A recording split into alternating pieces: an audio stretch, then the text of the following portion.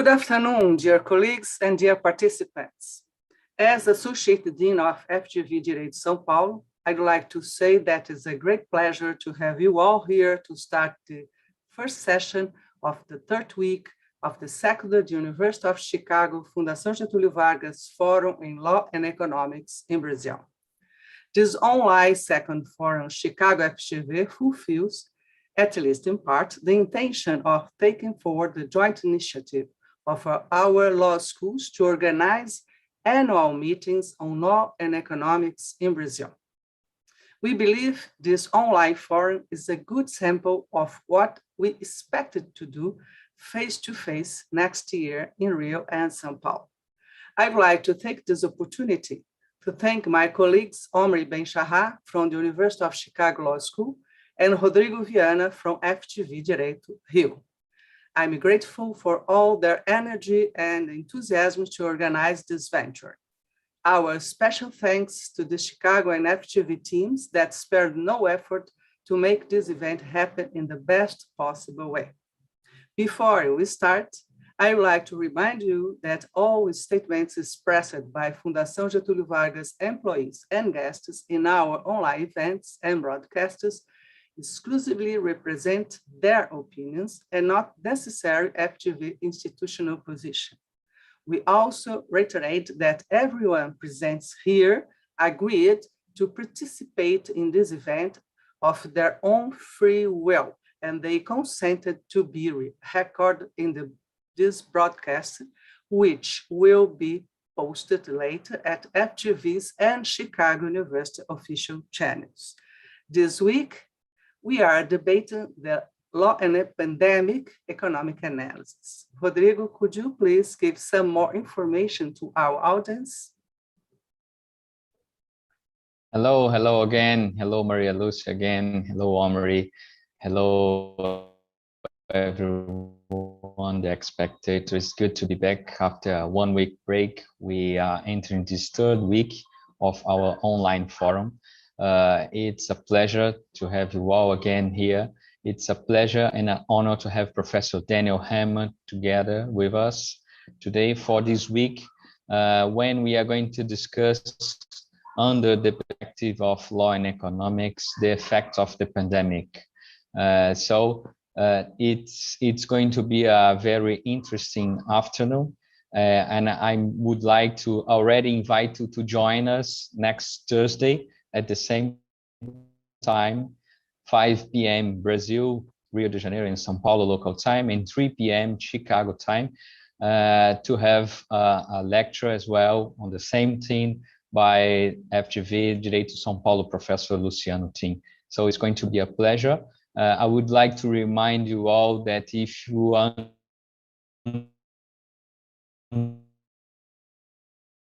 you can send your questions and ask questions, please. And once again, thank you very much, Omri, for the partnership, Maria Lucia, and Professor Daniel for being here. Please, Omri, I would like to give you a word to properly introduce Professor Daniel. Thank you very much. Thank you, Rodrigo, and thank you, Maria Lucia, for this partnership.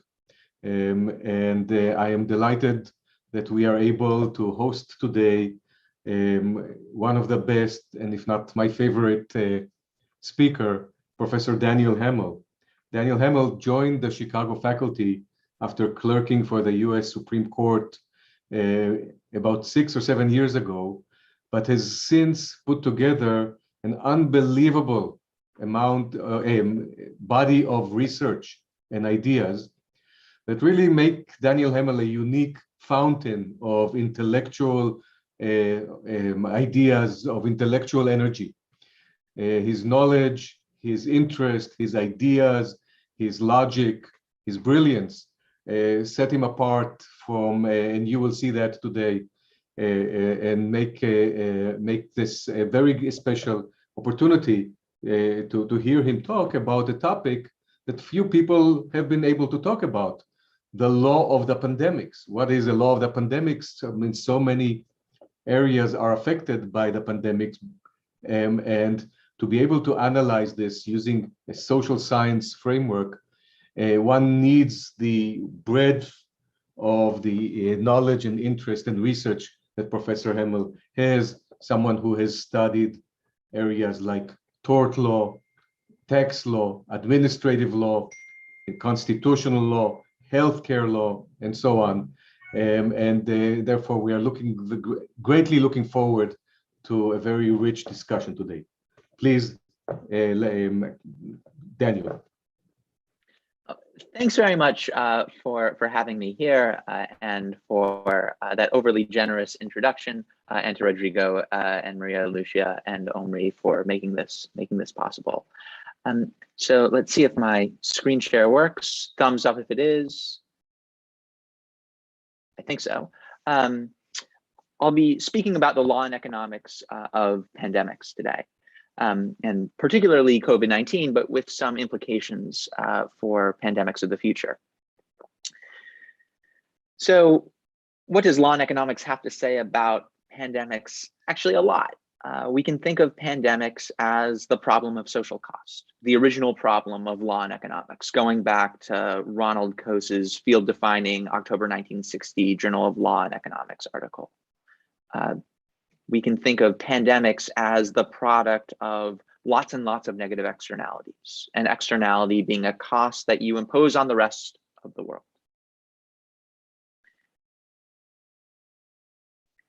So before the outbreak of a pandemic, we impose externalities on others when we have interactions with animals. Human-animal interactions increase the probability of zoonotic disease transmission.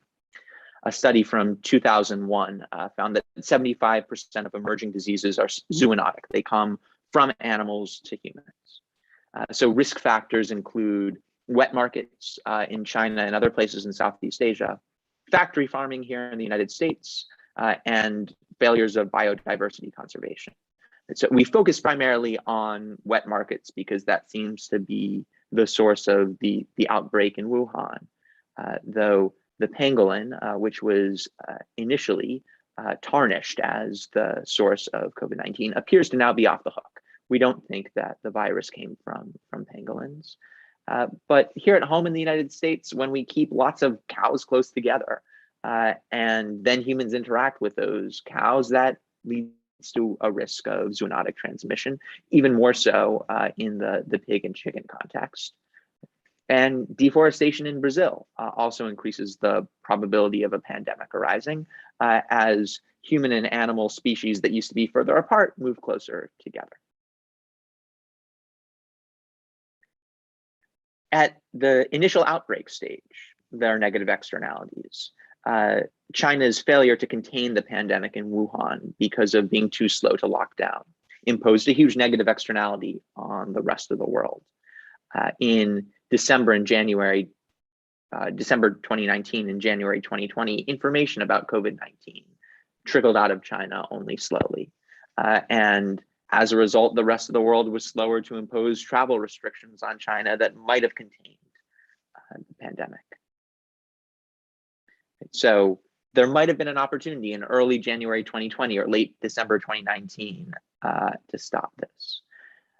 It's not certain that there was a possibility of stopping it. There are recorded cases in France and Italy as early as November. So it may be that by late December, early January, once China knew what it was facing, there was nothing that the world could have done. And even after China did open up to the rest of the world about its problem, the World Health Organization said, we don't need travel bans. So I'm not suggesting that the pandemic is solely the responsibility of China having been too slow to lock down or too slow to reveal information, but certainly lack of information relevation by source countries in which an outbreak is occurring contributes to pandemics. And then as we move to later stages of pandemics, there are negative externalities again. The failure to wear a mask or to socially distance leads to a cost to oneself, a risk of exposure, but an even greater risk to others. The failure to self-isolate after one is exposed to COVID-19 or when one experiences symptoms that might be COVID-19 or might be something else. That imposes negative externalities on others. The failure to inform contacts after a potential exposure imposes negative externalities on others. So in one sense, pandemics are a result of a pathogen, right? A biological phenomenon. In another sense, they're a result of negative externalities, a social and economic phenomenon. And now here in the United States, we see a new kind of negative externality, the failure to vaccinate when vaccines are readily available. And that imposes a negative externality not only on others in the United States, but on the whole world, because the more unvaccinated individuals we have, the greater the risk that a new variant arises. This vaccination will not be my main focus of the talk today, though it's remarkable that the United States was almost leading the world in terms of vaccination through April.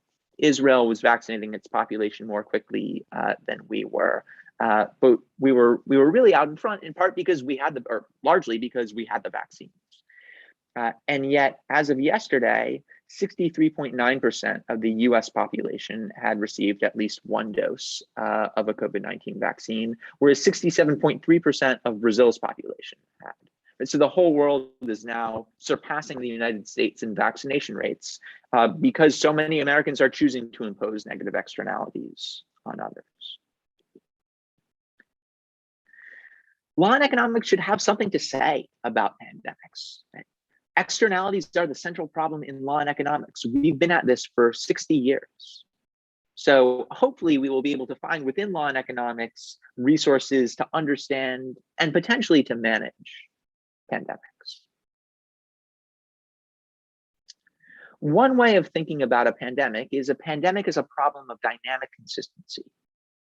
Incentives at time t affect behavior not only at time t, but also at previous times, at time t-1, time t-2, t-3, and so on. In law and economics, dynamic consistency problems are familiar, but general solutions are often elusive. If there's only one period of the game, we have the tried and true solution of making people pay for the negative externalities that they impose upon others, making people internalize social costs. Dynamic consistency problems, usually there isn't a silver bullet, and they appear all over the place. So macroeconomic policy is largely a problem of dynamic consistency, or you could think about bank bailouts.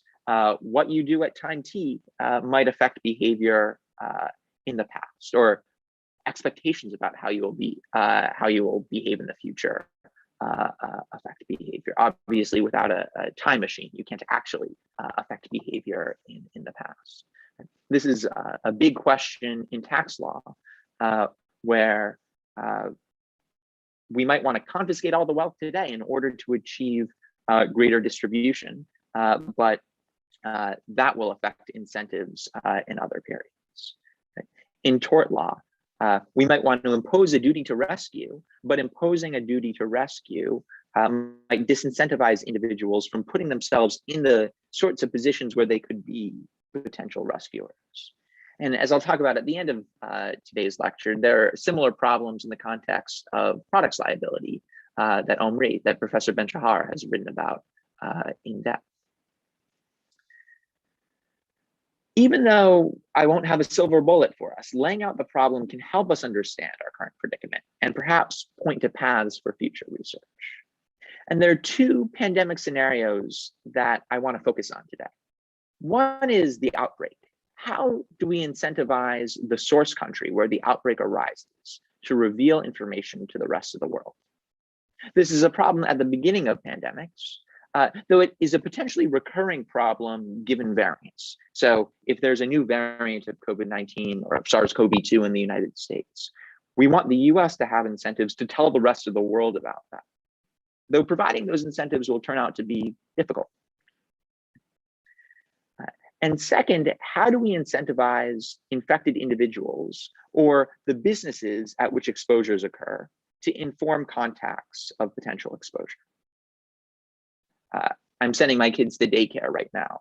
I want the daycare to tell me immediately if there's a COVID-19 exposure at the daycare. But giving the daycare incentives to do that without mucking up incentives at some other stage turns out to be really difficult. I'm going to suggest that these two scenarios, how to incentivize the source country to reveal information to the rest of the world, and how to incentivize all of us to tell contacts about potential exposure, are similar problems, and they have close connections to other problems in law and economics. So perhaps solving these problems, or at least understanding their contours, can give us analytical purchase on other dilemmas in the field of L&E. So I'll begin here at the outbreak stage. And there's been writing on incentives for reporting infectious disease outbreaks, including by one of our colleagues at the University of Chicago, Professor Anoop Milani, who was focused on this problem as far back as 2009, before the whole world was focused on the problem. So truthful revelation, if a country in which an outbreak is occurring tells the rest of the world this is going on, their potential benefits to that country, I'm calling them private benefits here because they're benefits to that country rather than to the rest of the world, such as medical assistance might come if you say there's an outbreak within my borders. But there are potential private costs as well. Trade and travel restrictions. If China in November or December of 2019 had said, we have a disease that's an infection that's circulating in Wuhan, and we don't quite know what it is, but it might be really, really bad, other countries would put restrictions on travel to China. There's also the possibility of domestic unrest. And if we knew that everything that looks like it might be a pandemic ultimately turns out to be a pandemic that can be traced back to its initial outbreak, then perhaps the source country would always have an incentive to reveal, because they're ultimately going to be found out anyway. But some infections fizzle out. SARS-CoV-2 is number 2, and SARS-CoV-1, we're not quite sure why it never became a raging pandemic to the extent of SARS-CoV-2. And sometimes the source of the outbreak is never identified. One example is the 1918 influenza pandemic, which in the United States we call Spanish flu, though we're almost certain that Spain was not the source of the pandemic. It might have been China, it might have been Russia, it might have been France, it might have been actually Kansas in the United States. So the fact that not everything that looks like an outbreak will ultimately become a pandemic gives rise to this gambling incentive. However, the failure to reveal truthfully that an outbreak might be occurring in your country leads to huge social costs in expectation. If we could go back to November and December 2019 and impose travel restrictions on China, we could potentially, not certainly, but potentially save millions of dollars and trillions of dollars. So what can the rest of the world do to incentivize truthful revelation? The country that truthfully reveals bears the costs. It bears the brunt of the trade and travel restrictions. And it gains only a portion of the benefits. The benefits accrue to the rest of the world that avoids a pandemic. One possibility would be to impose ex post penalties on countries that are slow to reveal outbreaks. There was an attempt to do this in the United States, but it was really a publicity stunt by a lawyer in Washington, D.C., who brought a lawsuit in a court in Texas, suing China for $20 trillion for causing COVID-19. The case has been closed. China is not going to pay $20 trillion to this lawyer in Washington for causing COVID-19. It's not entirely clear what the legal basis for the suit would have been. But even if we could impose higher penalties on countries that are slow to reveal outbreaks, that might increase the incentive to gamble. Certainly, if China realizes in December 2019 that it's going to face penalties for not having revealed the pandemic, the initial outbreak of COVID-19 in November 2019. And yet by December 2019, it still wasn't clear whether this would be a pandemic. Perhaps higher penalties for truthful revelation would lead Chinese leaders to say, well, hey, maybe this will fizzle out. Maybe we can avoid the penalty by staying mum for a little bit longer. Moreover, the rest of the world's commitment to impose penalties is not necessarily credible. So the source country in an outbreak usually has valuable early data to share with the rest of the world, even after global spread. We wanted continued cooperation from China after January 2020 or February 2020, after it was clear that this was going global, because Chinese hospitals had been dealing with this for longer than everyone else. And they learned things that would turn out to be hugely helpful to the rest of the world. And even if it's in every country's interests to have an effective sanctions regime for failure to report an outbreak, each individual country has an incentive to free ride on the sanction efforts of others. So to continue with the China example, though there's no reason why the next outbreak would necessarily come from China.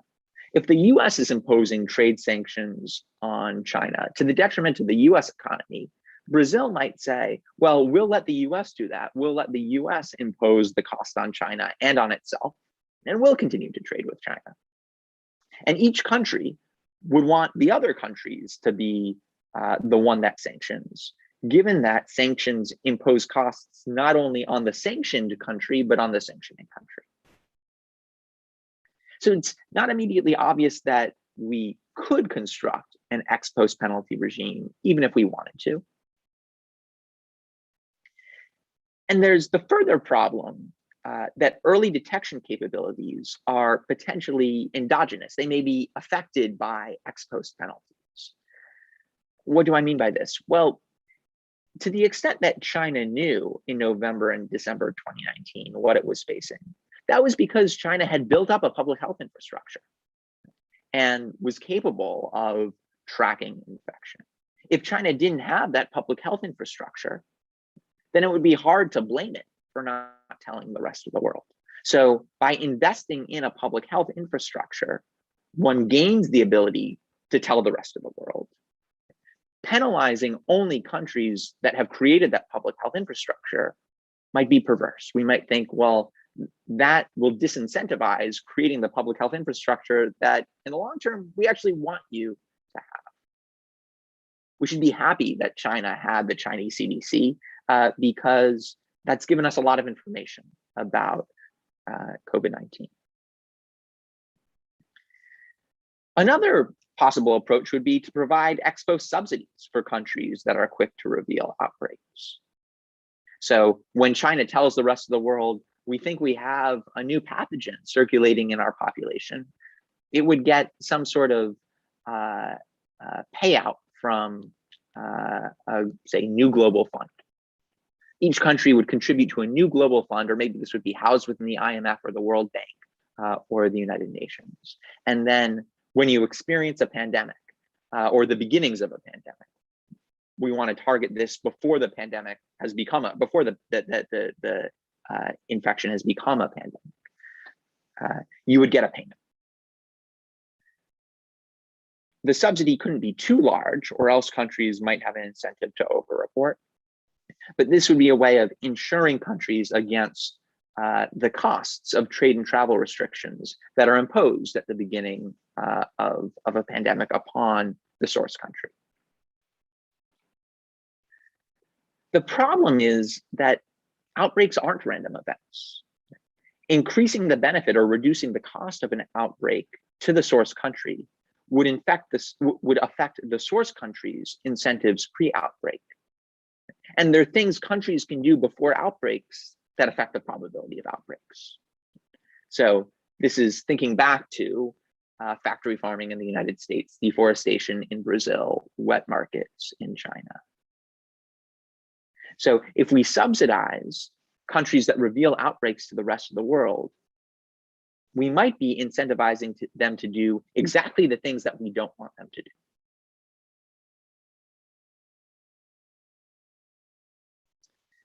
Later stage payoffs affect earlier stage incentives. If we insure source countries against outbreaks, then countries would have less of an incentive to curtail outbreaks or to prevent outbreaks from happening in the first place. So summing up the problem so far, once the outbreak is underway, we want to incentivize the source country to report. One way to do that would be to increase the cost of failing to report. It's not clear that we can credibly commit to increase the cost of failing to report, though, particularly because we might need the source country's cooperation. And on top of that, increasing the cost of failure to report might undermine incentives to create a public health infrastructure in the first place that would allow for reporting. Another approach would be to increase the benefit of early reporting. But increasing the benefit of early reporting also reduces the cost to the source country of the outbreak, which affects pre-outbreak precautionary incentives. I don't have a solution to this problem. I'm just laying out the problem here. The solution is going to depend upon relative elasticities, how responsive behavior before and at the time of outbreak is to incentives. So let's imagine that the US is the potential source country here. If the US preference for factory farmed meat is inelastic, we're going to put a lot of cows and chickens and pigs into close quarters regardless, because Americans really like cheap meat and poultry. But behavior at the beginning of an outbreak is responsive to incentives. Then the carrot for truthful reporting may be optimal. The carrot for truthful reporting, the subsidy to the country that truthfully reports that an outbreak is happening, that has the benefit of inducing truthful reporting. It comes at the cost of distorting pre-outbreak precautionary incentives, but by hypothesis, pre-outbreak behavior is inelastic to incentives. So that's one possibility. Another possibility would be, maybe if the US is the source country, well, information is free-flowing in the United States because the source country in this hypothetical is democratic. So perhaps then the focus should be on shaping the source country's incentives with respect to pre-outbreak precautions. Maybe the rest of the world ought to, if it can, impose greater costs on the United States when an outbreak emerges from our borders, because the rest of the world can be confident that if an outbreak happens in the United States, you'll know about it. You'll read about it on Twitter and Facebook and other outlets, TikTok, other outlets, for Americans to speak about what's going on. So reporting behavior would be relatively inelastic to incentives here, but maybe precautionary behavior would be elastic to incentives. And I'll pause and note that in this problem, democracy is a double-edged sword. The free flow of information reduces the risk that the government will be able to cover up an outbreak. So we might think that a world of democracies would be better steeled against potential outbreaks. But democracy also imposes potential obstacles to pre and post outbreak precautionary measures. So one reason why it will be really hard to get Americans to give up factory farming is because we have a democracy and voters really like cheap meat. And democracy has made it more difficult, or democratic values have made it more difficult for the United States to impose the sorts of movement restrictions on people that might have stopped community spread in the United States in spring 2020. And the free flow of information also gives rise to the risk of misinformation, which is not a trivial risk. One of the reasons why 30% of the American public seems unwilling to get a vaccine is because they've been misinformed about the vaccine.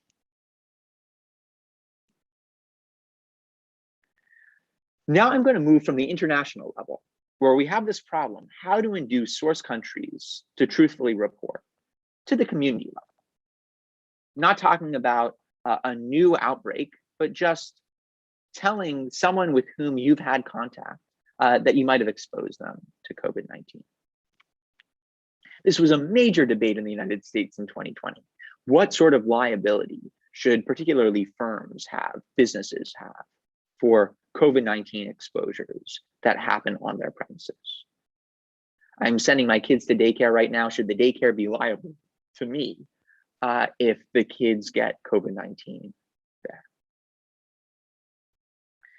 And early on in the pandemic, with a Northwestern University law professor, Daniel Rodriguez, I wrote a paper, A Public Health Framework for COVID-19 Business Liability, that tried to cut through this problem and proposed a solution that 0 out of 50 states has so far adopted.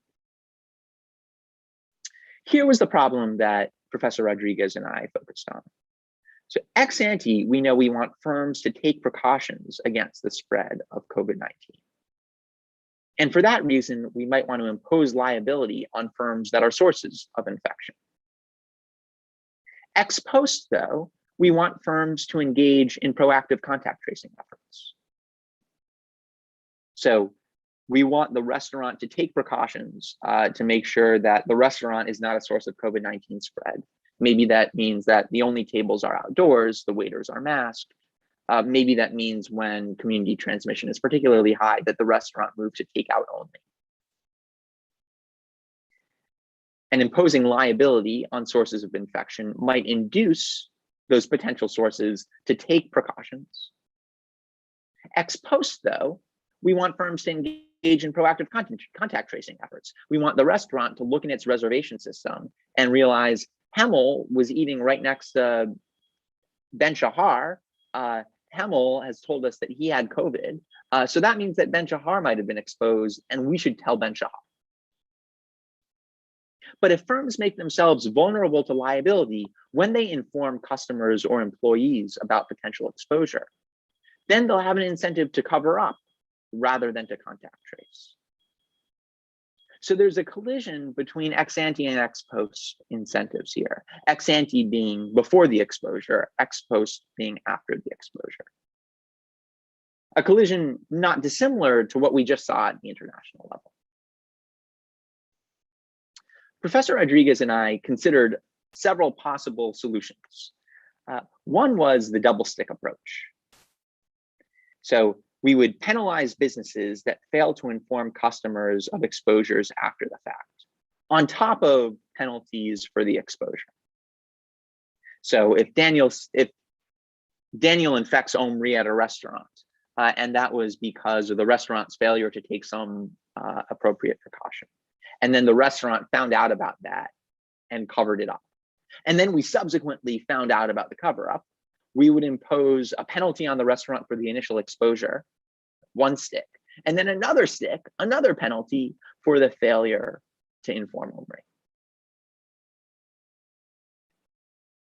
The challenges of the double stick approach are several. One is detection.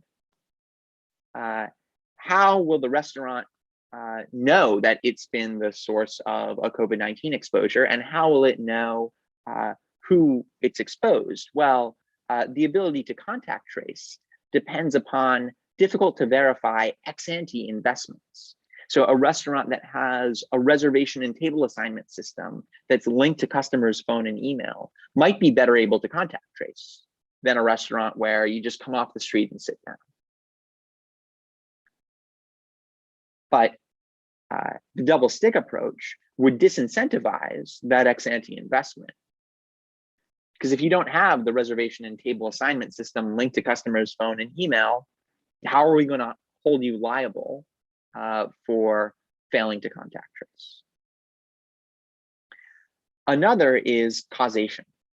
At least within the confines of US tort liability, who would sue if an exposure happens at a restaurant or any other school, a barbershop, and the firm fails to inform the exposed? The exposed seems like the wrong plaintiff in the failure to inform suit, because informing the exposed after the fact isn't going to alter the fact of the exposure. It would have to be the person who was infected by the customer of the restaurant or the student at the school or the client of the barbershop. And how is that person going to learn about the initial source, not of their exposure, but the person who exposed them, that person's exposure.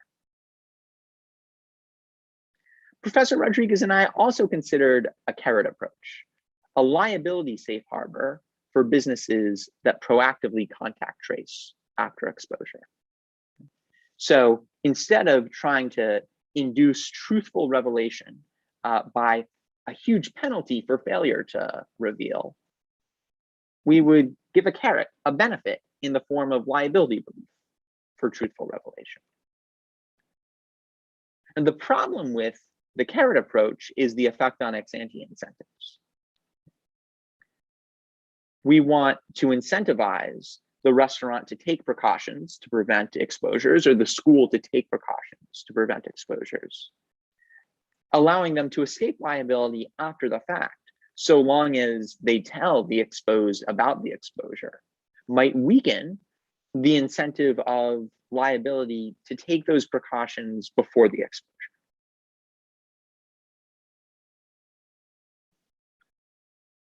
Professor Rodriguez and I didn't have a perfect solution here, but we thought that the liability safe harbor was attractive. The optimal policy is going to depend upon relative elasticities again. So the carrot might be optimal if ex-ante precautions are inelastic. If, say, the school either is or isn't going to take ex-ante precautions regardless, and liability isn't going to influence the school's behavior. In the school context, in the restaurant context, one might think that reputational incentives alone might motivate ex-ante precautions. A restaurant doesn't want its review on, in the US, it would be Yelp. I don't know what the Yelp equivalent is in Brazil, but it's probably Yelp to say, I got COVID-19 here. The stick might be optimal, or here a double stick might be optimal if ex post precautions are inelastic. If ex post, if after the exposure, regardless of the incentive structure, the restaurant or the school or the barbershop is going to truthfully reveal the fact of the exposure. So that might be the case if we think that a Good Samaritan impulse kicks in. If once you know that a person has been exposed to the virus on your premises, simply because you're a good person, you're going to tell them, regardless of the exposure to liability. Professor Rodriguez and I spent some time trying to flesh out how we would implement the carrot.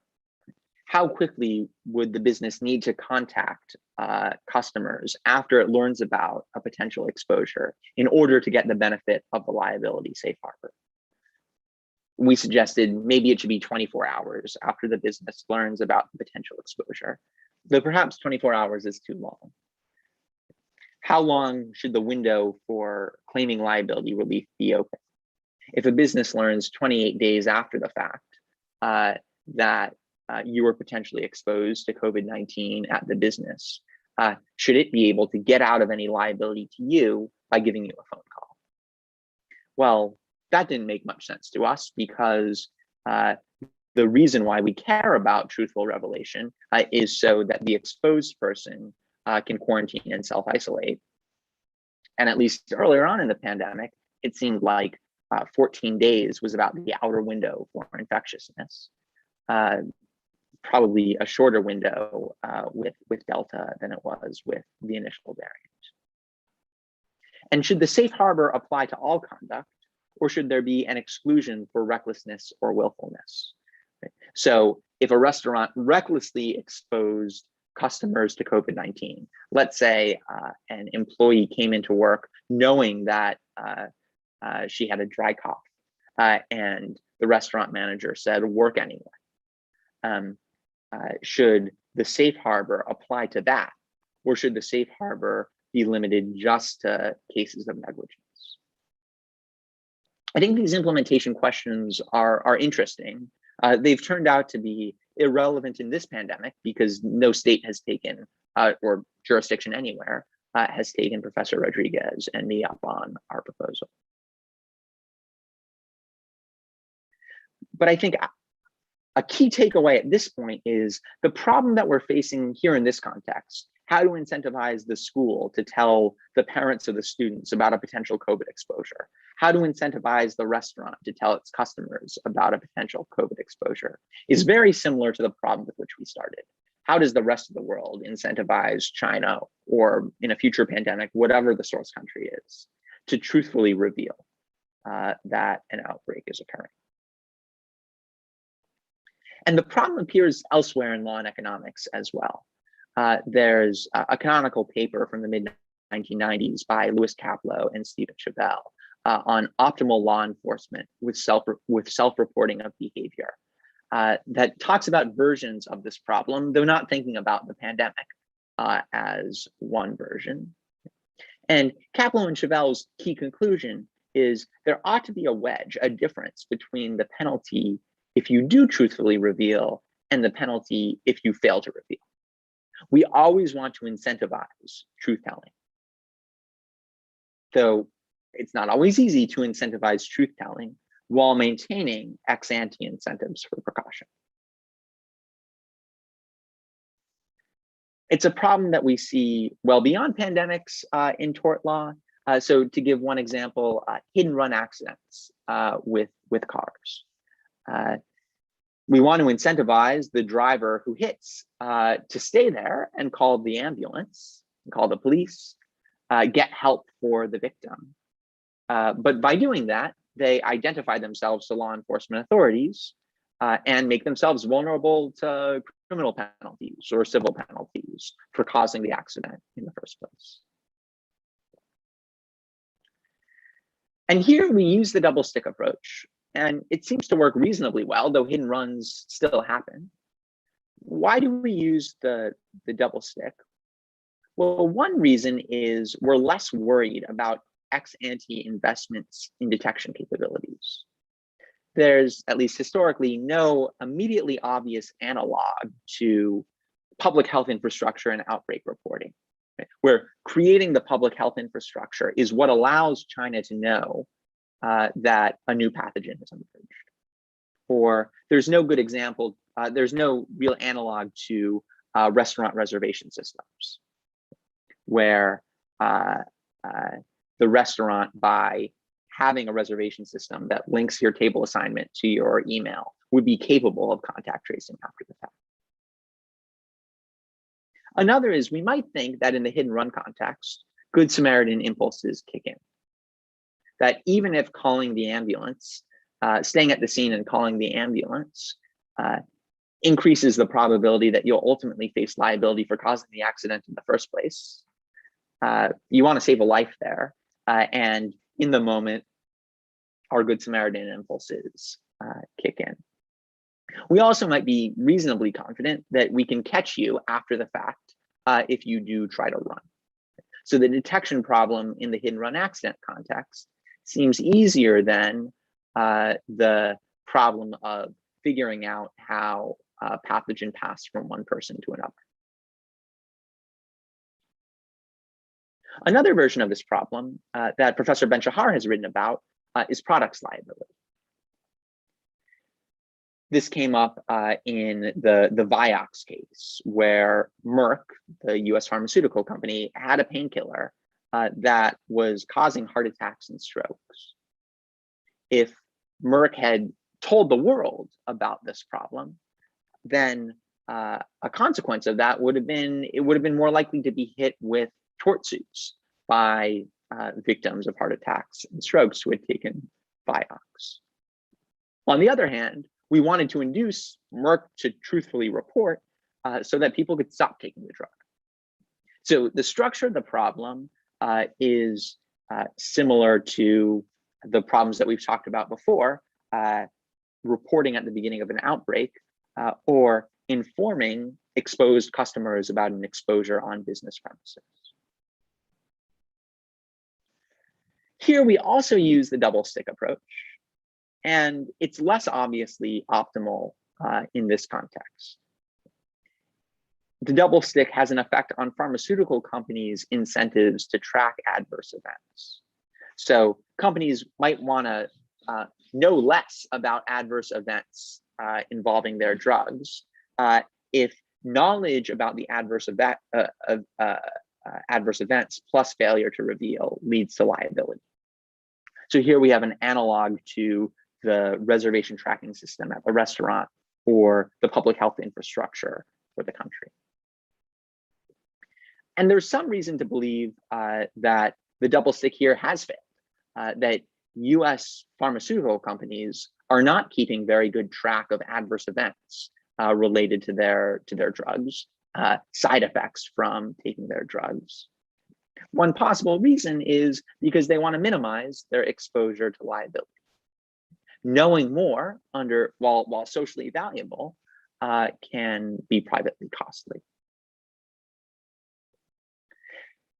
And the same problem arises in the context of parenthood.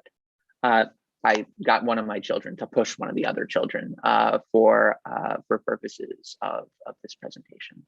The older kid does something to the younger kid that the parents really, really want to know about because the younger kid is in danger. But the older kid, by revealing that to the parents, will expose himself to a different form of potential liability. So this is a problem that we've all encountered if we've dealt with young kids. How do you induce young children, once they're capable of lying, to tell the truth about bad things they've done, given that they know from a very young age that telling the truth exposes them to consequences that they might be able to avoid if they stay mum?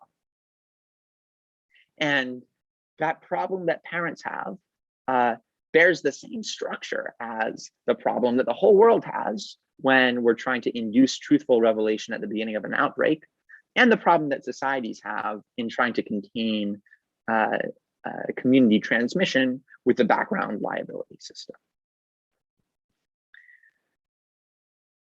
Can we put all these problems together into a general framework? I'm not sure we can, but I'll try, and maybe I'll get some help from you. So the problem is, how do we induce an actor to reveal truthful information at time t, where truthful revelation indicates that the actor may have failed to behave in a socially optimal way at time t-1? Paying the actor for truthful revelation, either outright or through relief from liability, potentially incentivizes non-optimal behavior at t-1.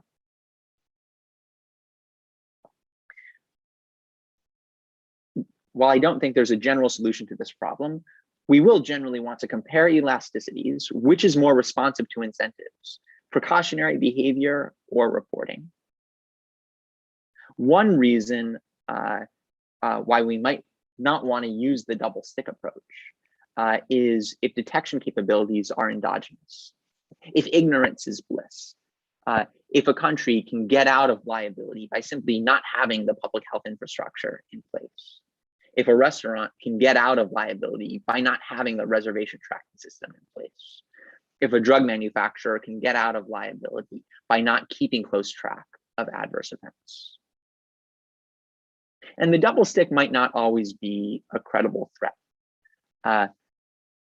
Penalties aren't always infinitely scalable, and particularly in the international context. Well, in the international context, they might not be.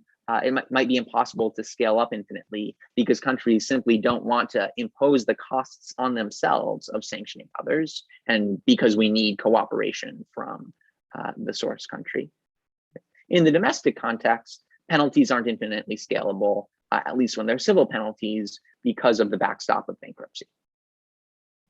So there's only so much liability that we can put on a person. And in parenting, penalties are only infinitely scalable.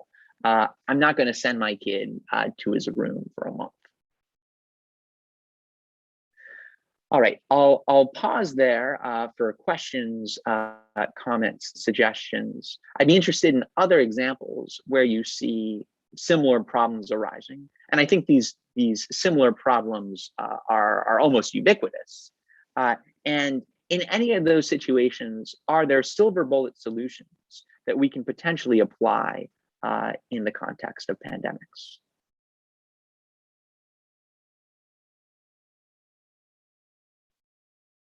And with that, I'll pause for questions and comments.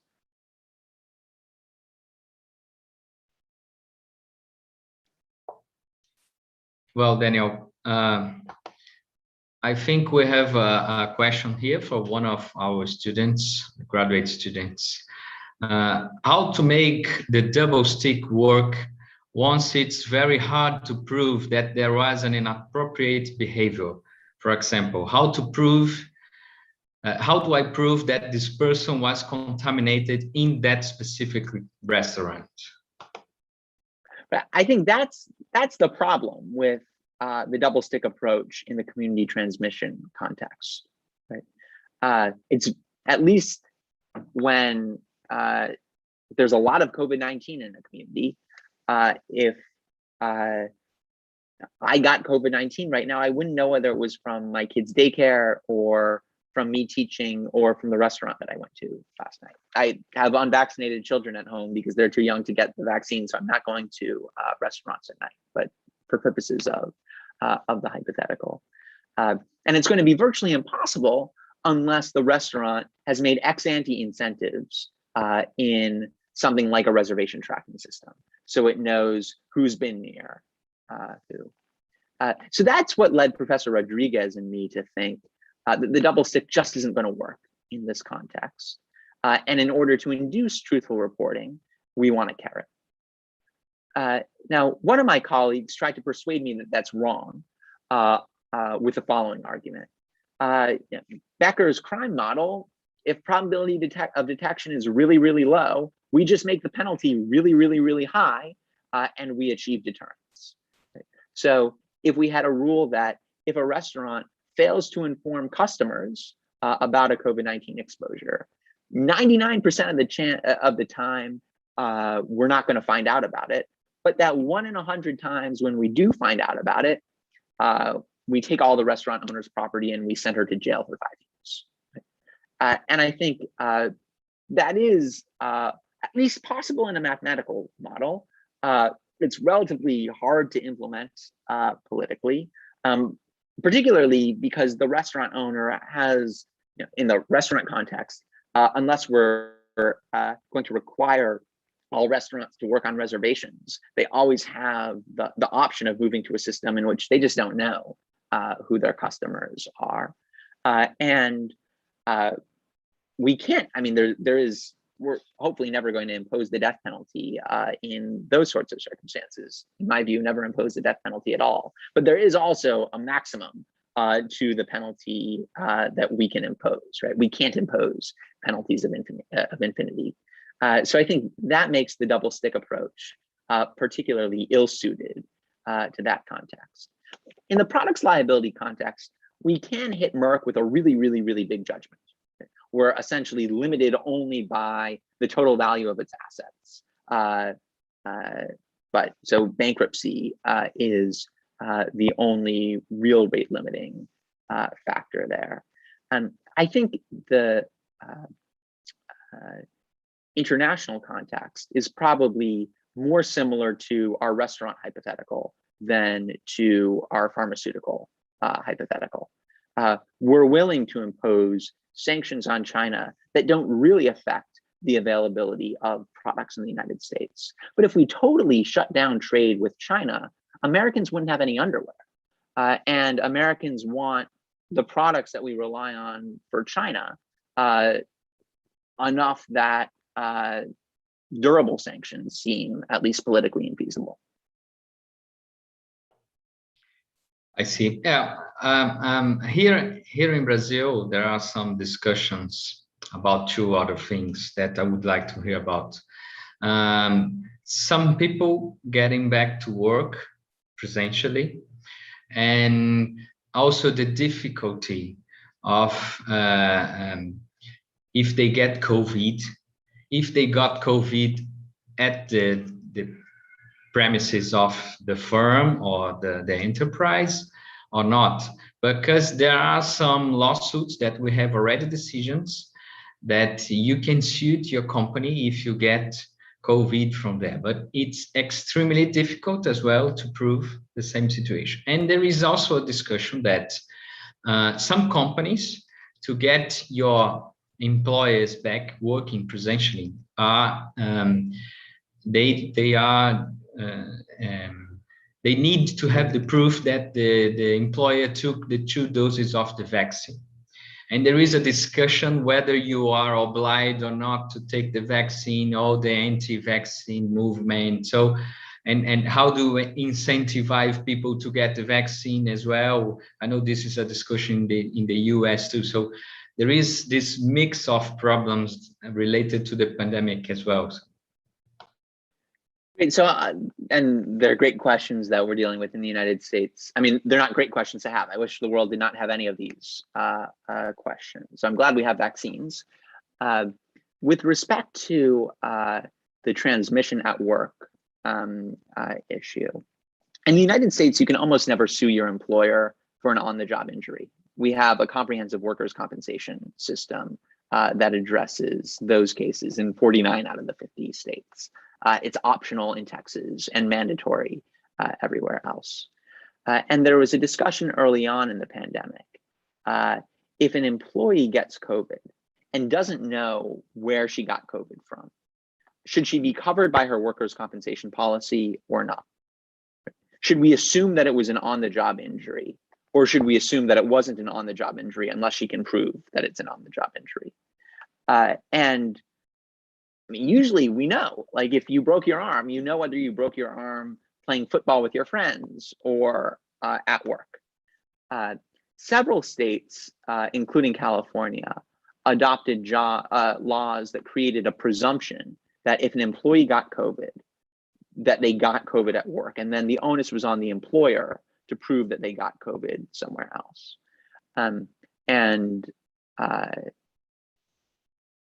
I think that worked reasonably well in California, but that potentially does affect the employer's incentives to tell employees that an outbreak has occurred. If there were a rule that there were an irrebuttable presumption, your employer is always liable when you get COVID, right? And the employer doesn't have the opportunity to prove that you got it somewhere else. It's just you got COVID, you recover from your employer. Then the employer would have robust incentives to tell employees about potential exposures because it would want to minimize the number of employees getting COVID, right? So the employer's incentives would be perfect under those circumstances. The problem is, if I knew that I could get compensated by my employer if I get COVID, regardless of where I get COVID, mask off, go to the discotheque. I wouldn't really do that, but that would be the concern. But so the way that the United States has been dealing with this problem has been through adjustments to workers' compensation regimes. As for vaccine mandates, we're having this issue in the United States right now because President Biden just told employers with 100 or more employees that they have to have their employees vaccinated. And a challenge here is it a credible threat?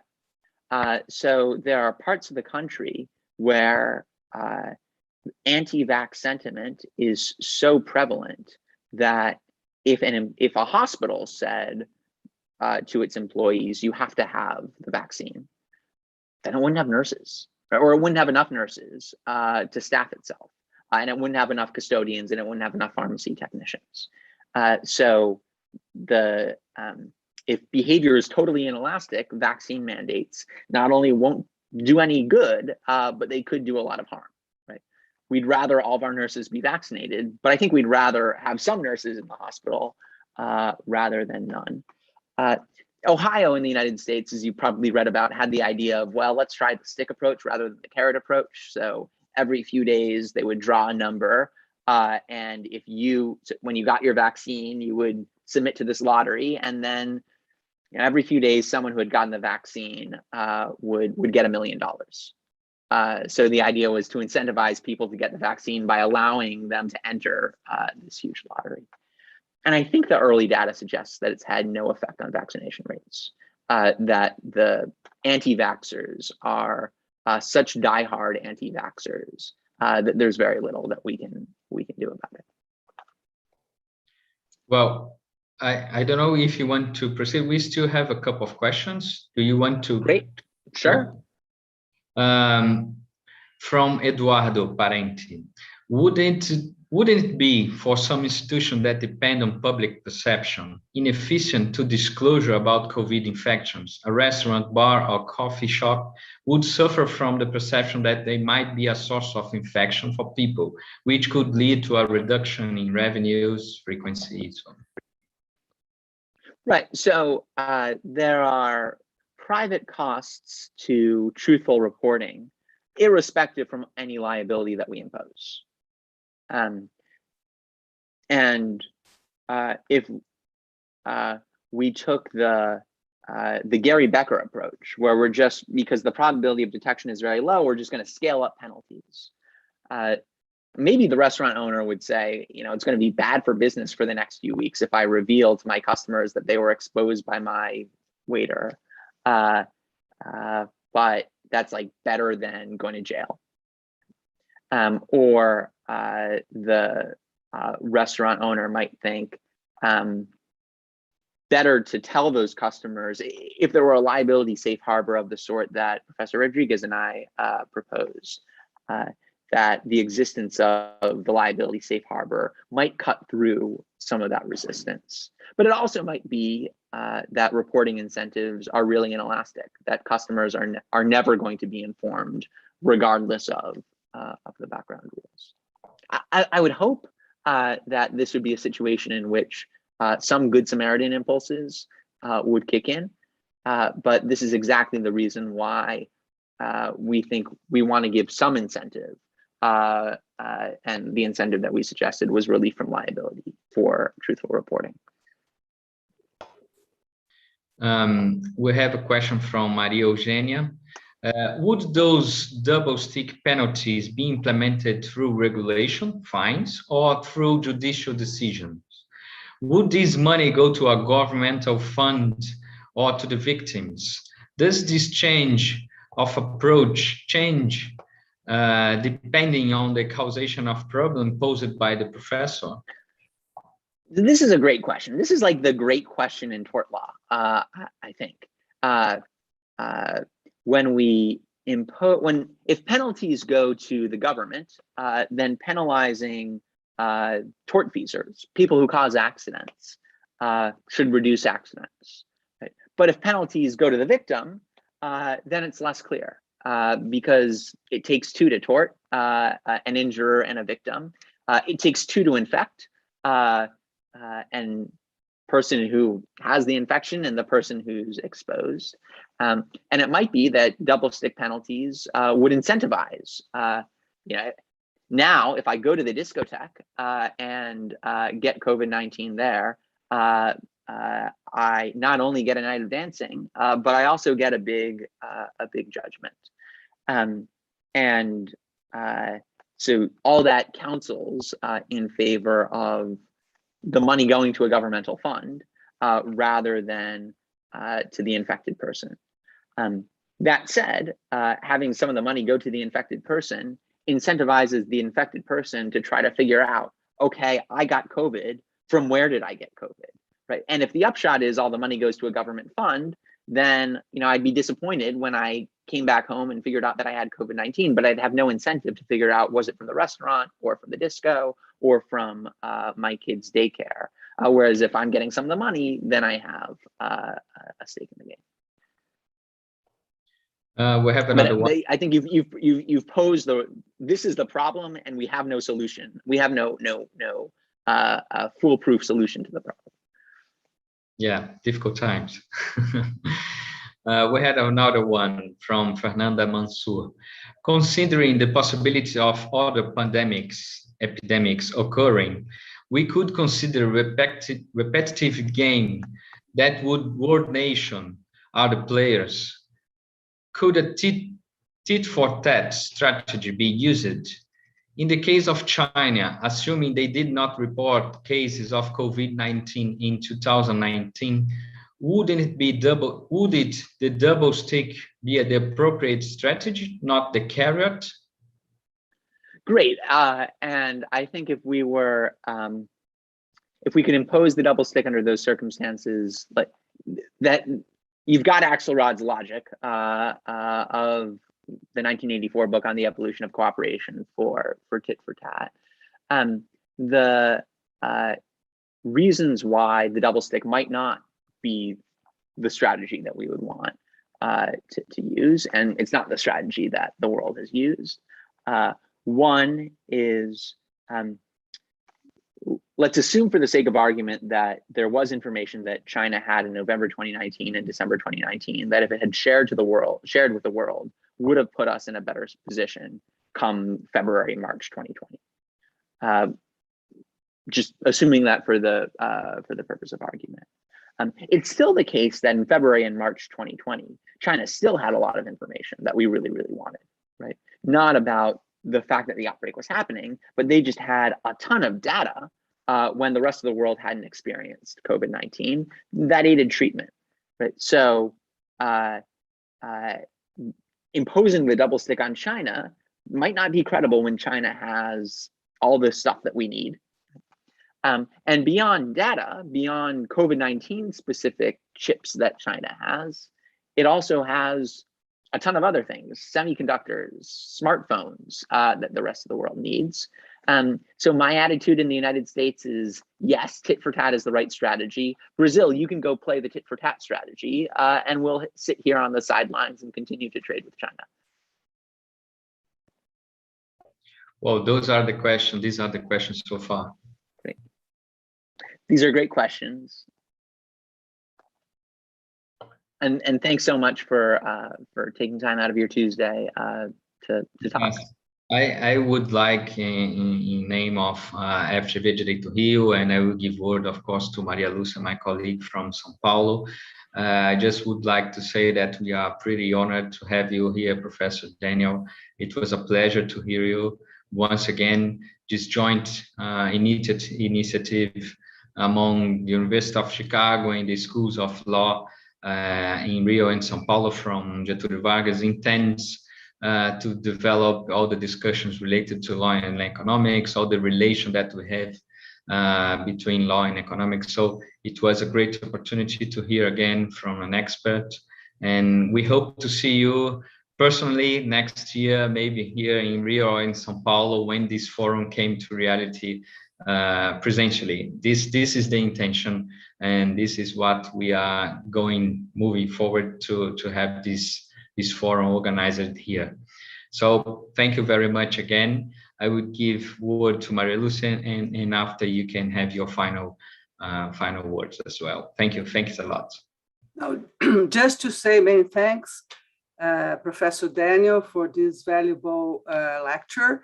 I do hope you enjoyed this great opportunity, and I would like to invite you all to join us again this Thursday, September 16, 5 p.m. here in São Paulo, Rio, and also 3 p.m. Chicago time, okay? Once more, thank you so much, Professor Daniel, and you all, okay? Thank you. Thank you.